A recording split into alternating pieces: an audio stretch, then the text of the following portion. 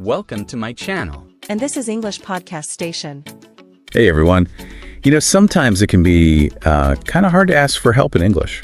Yeah, especially when you're still learning the language, it can feel a little awkward. For sure. Well, So today we're taking a deep dive into how to do just that. right, asking for help. Got to be able to do that. We found this cool episode 10 from English Podcast Station. Yeah, and it focuses specifically on how to ask for help in English. Perfect. They've got some great phrases and tips, and of course we're going to add our own 2 cents too. Definitely. And it's really fascinating because it's not just about memorizing phrases. It's really about the psychology, the reasons why these phrases work. I like that, the psychology of it. Cool. Yeah, it's kind of like, choosing the right tool for the job. Oh, okay, I'm listening. You wouldn't use a hammer to screw in a light bulb, right? Right? Same with language. That's a good analogy. Gotta use the right phrase at the right time. Makes sense. Yeah. So they start with some basic phrases, like, can I ask you a favor? Or do you mind doing me a favor? Yeah, those are classics. Yeah, but I feel like there's got to be more to it than that. Oh, there definitely is. Like, what makes them work so well? Well, first of all, they're super polite and direct, Right. But also, they sort of acknowledge that you're asking someone to, go out of their way for you. So there's that respect there. Respect for their time. Exactly. I think- You're acknowledging their effort. That makes a lot of sense. And that's important. People respond well to that. Okay, so then they mention, will you do me a favor? For more casual situations. Right, like when you're asking a friend or something. Like, hey, will you do me a favor and grab me that thing over there? Exactly. Much more relaxed. And that's all about matching the level of formality, right? Exactly. You've hit the nail on the head. So can I ask you a favor? That's for someone you don't know as well. Right, or your boss or the professor or something. And then, will you do me a favor is for your buddies. Exactly. You wouldn't ask your boss, hey, Leah, do me a favor. No, probably not a good idea. Unless you know them really well, I guess. Right, right. But yeah, it's all about reading the room, Yeah, like choosing the right outfit for the occasion. Oh, I like that. You wouldn't wear a ball gown to a barbecue, right? Exactly. Got to dress for the situation. And the podcast really emphasized tone and delivery too, right? Oh yeah, super important. Even if you use a polite phrase, but you mumble it or sound unsure of yourself, Right. people might be less likely to help. Interesting. It's about projecting confidence, Yeah. You really mean it and you believe in what you're asking. So confidence is key. Definitely, it shows you're serious. So let's say you need to ask a busy colleague for help on a project. Okay, yeah. If you kind of go up to them all timid and sorry to bother you, but would you, maybe.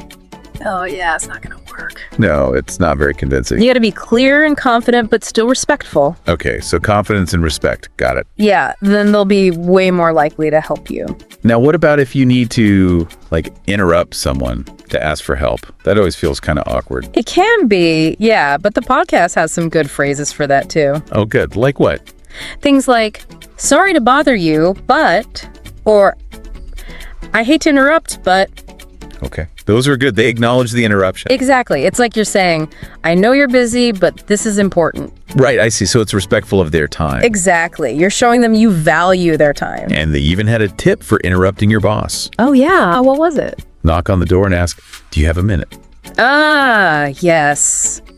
So simple, but so effective. Yeah, I like that. It's polite, it gives them a heads up, and it lets them mentally prepare. Smart. It's like saying, hey, I need to talk to you, but I'm going to be quick. Okay, so we've covered asking for small favors. Right, the basics. But what if you need a bigger favor, like help with a whole report or something? Oh, that's a good question. Yeah, what then? Well, the podcast has some good phrases for that too.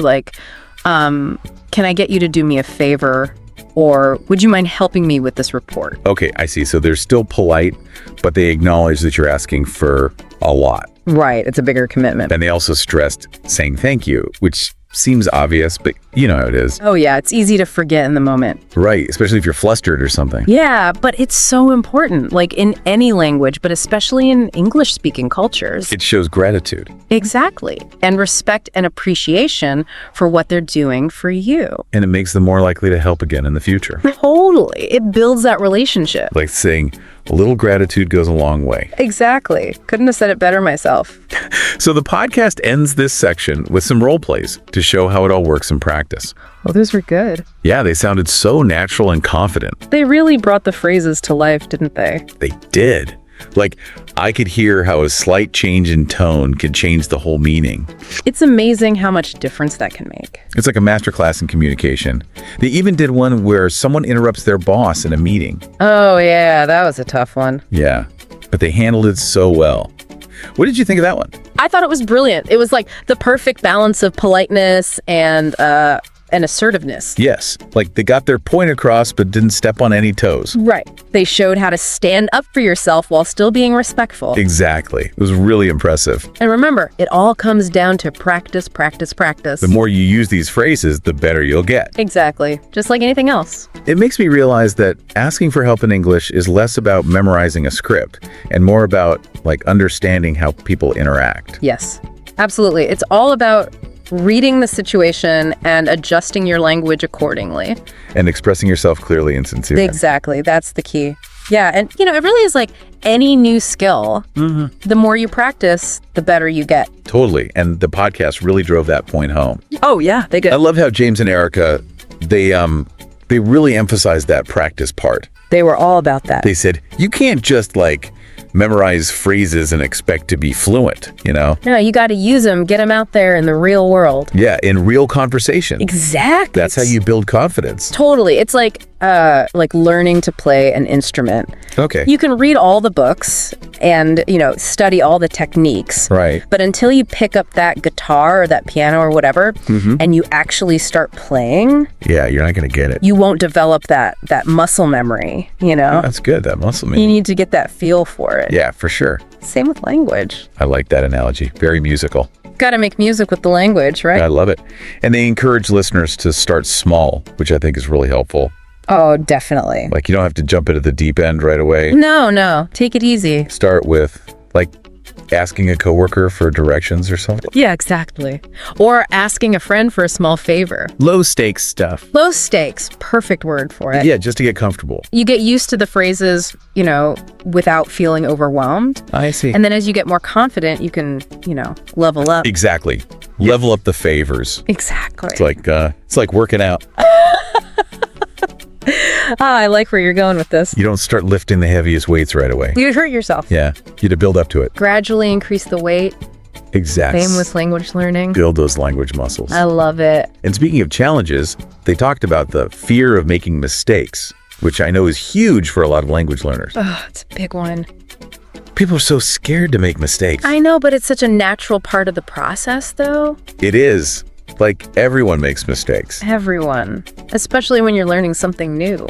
Yeah, you're not going to be perfect right away. Oh, It's okay to mess up. It's more than... Okay, it's essential. Yeah, that's what they said too. Mistakes are like little signposts. They Yeah. show you where you need to improve. I never thought of it that way. Yeah, they help you focus your learning. Like, okay, I need to work on this. That's a good way to think about it. Gotta embrace the mistakes, Embrace the mistakes. I like that. They're our friends, not our enemies. Our little language teachers. Exactly. And they suggested recording yourself speaking English Oh, yeah, that's a good one. and then listening back to it. It can be kind of cringy, but it's so helpful. I know, right? It's like, oh, do I really sound like that?